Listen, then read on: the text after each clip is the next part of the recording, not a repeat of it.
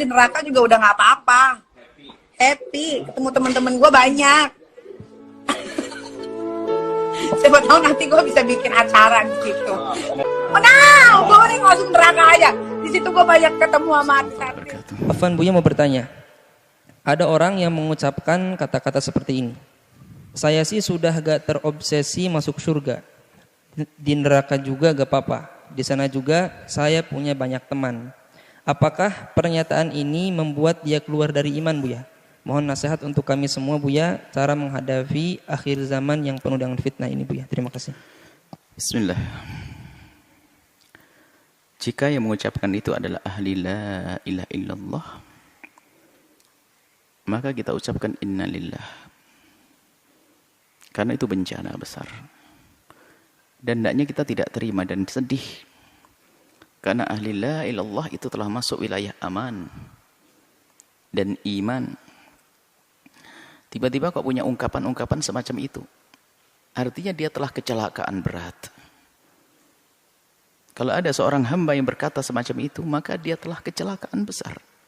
Kita harus sedih. Dia mendapatkan musibah.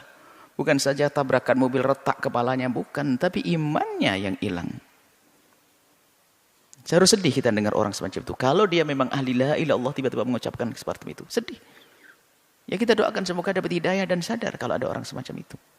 Adapun hukumnya orang mengucapkan kalimat yang merendahkan surga dan neraka, Ibnu Hajar dalam Qawatiknya dan menjelaskan termasuk adalah hal yang menjadikan seseorang itu keluar dari iman adalah merendahkan surga dan merendahkan neraka. Ini yang pertama.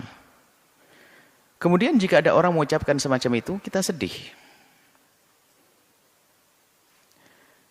Kullun muyassarun lima khuliqalah. Hadis Imam Bukhari Muslim meriwayatkan hadis ini. Kullun muyassarun lima khuliqalah. Semua orang itu akan Allah mudahkan sesuai dengan tujuannya itu di mana nanti. Kalau ahli surga akan dimudahkan oleh Allah untuk meniti jalan surga. Kalau ahli neraka akan dimudahkan oleh Allah meniti jalan neraka.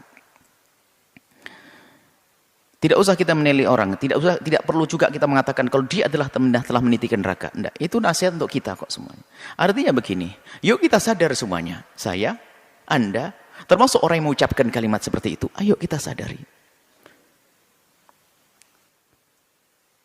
Bahwasanya kalau memang orang itu ahli surga, dia akan dimudahkan untuk meniti amalan-amalan ahli surga. Tapi kalau ternyata memang ahli neraka, kita itu susah melakukan kebaikan. Jalannya, ya kayak tiba-tiba mengucapkan kalimat semacam itu.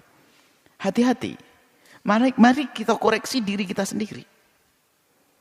Nggak usahlah ngoreksi orang. Semoga kalau memang yang mendengar, yang mengucapkan kalimat seperti itu bisa mendengar kalimat kami ini, semoga bisa sadar. Artinya apa?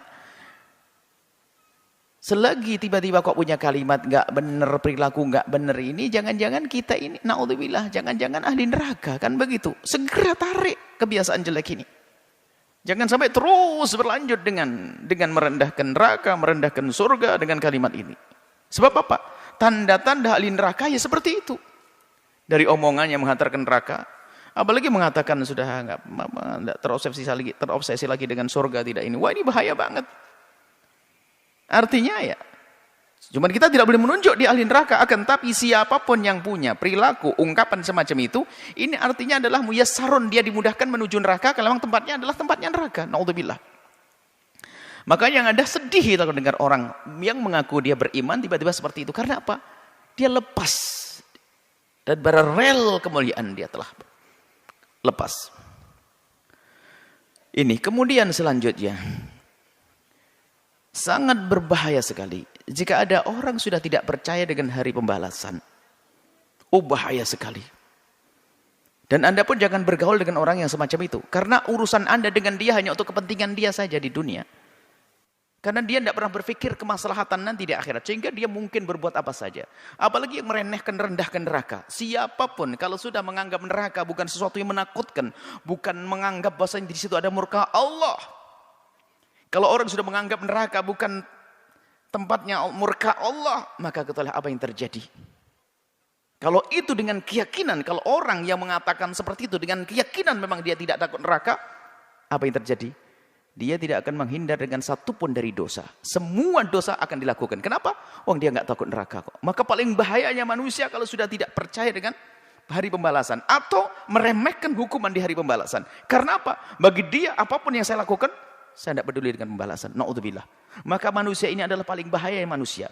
Suaminya akan ketakutan, istri akan ketakutan. Karena apa? Dia bahaya. Dia bisa melakukan apa saja. Karena apa? Bagi dia neraka enteng. Anda mau jual beli dengan orang ini, oh dia bisa saja menipu Anda. Kenapa? Oh, dia tidak peduli kok. Menipu bikin masuk neraka, saya cari, teman saya banyak di sana. Urusan yang lainnya, culas, bohong.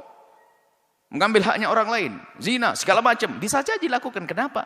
Karena dia sudah tidak peduli dengan neraka. Bahaya sekali manusia semacam itu. Makanya, hendaknya jika ada orang semacam itu, yuk kita tolong, kita sadarkan. Bahaya sekali itu. Dan ini nggak perlu orang semacam itu, perlu kita bela, kita na'udzubillah. Justru cara membelanya adalah yuk kita ingatkan, saudaraku kalau tidak laki-laki, saudariku, ayo jangan lakukan itu, bahaya itu. Dan orang ini sudah bayangkan, kalau orang masih percaya dengan hari pembalasan, ada hitungannya nanti di akhirat, ada pertimbangan dia. Kalau aku melakukan nanti dibalas. Melakukan nanti dibalas oleh Allah. Dia akan ada remnya. Tapi kalau sudah nggak takut dengan neraka, tidak punya rem sama sekali. Bahkan juga tidak ada kerinduan melakukan kebaikan. Kenapa? Dia nggak peduli dengan surga kok. Mau melakukan kebaikan nggak ada. Saya akan berbuat baik kalau dia ada keuntungan buat saya sekarang. Makanya apa yang dilakukan? Pamrih semuanya. Tidak akan tulus dia. Maka bahaya orang semacam ini. Na'udzubillah. Maka ayo kita doakan jika ada orang-orang semacam ini. Semoga Allah memberikan hidayah. Sedih kita. Bahaya sekali duduk. Kita takut duduk dengan orang-orang semacam itu. Kenapa? Tidak ada berhitung. Nggak ada remnya. Nggak ada remnya. Karena berdosa bagi dia menghantarkan dia ke neraka. Dia bangga dengan neraka. Na'udzubillah. Atau memang sudah tidak punya iman dengan neraka. Masya Allah. Ini seperti itu. Jadi tolonglah. Kalau memang ada, saya tidak ngerti apakah banyak atau ada. Betul ada. Kalau memang ada orang mengucapkan hal yang demikian itu, yuk kita doakan semoga diberi kesadaran. Karena bahaya sekali dengan dia. Bahkan kalau di masyarakat kita, orang semacam itu paling bahaya. Dia bisa melakukan apa saja. Kenapa? Karena dia sudah tidak takut neraka. Diajak kebaikan kayak apapun nggak bisa. Kenapa? Pertimbangan dia adalah dia tidak senang, tidak merindukan surga lagi. Allah main dicari. Yang dicari adalah asalkan dia punya keinginan terpenuhi, selesai. Bukankah itu paling bahaya manusia? Bisa menjadi orang paling rakus, orang paling jahat, orang paling kena. Kalau tidak segera dia sadar. Maka kalau ada orang-orang semacam itu dari umat la ilaha illallah, kita doakan semoga Allah beri kesadaran. Karena dia bahaya sekali. Bahaya sekali. Bahaya sekali. Dan nular penyakit ini. Apalagi jika ini dilakukan oleh seorang tokoh.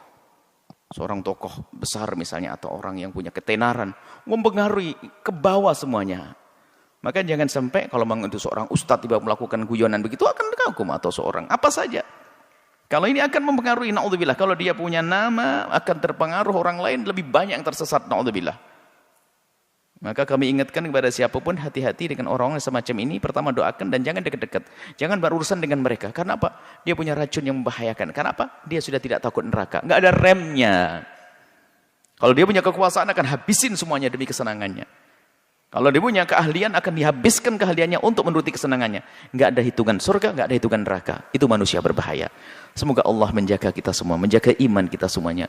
Dan semoga semua yang kita lakukan di dunia ini diridhai oleh Allah, dan Allah pilihkan jalan yang Allah ridhai.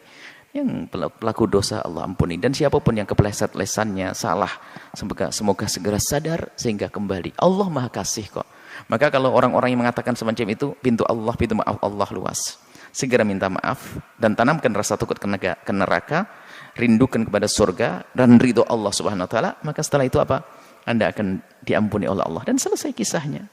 Jangan teruskan dengan sifat-sifat sombong dengan surga yang tidak lain adalah sombong dengan Allah kepada Allah SWT.